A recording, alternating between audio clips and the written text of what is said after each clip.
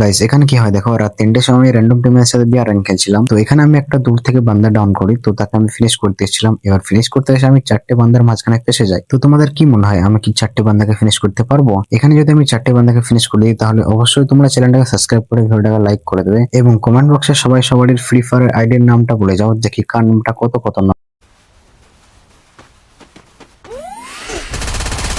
Still on cooldown. Still on cooldown.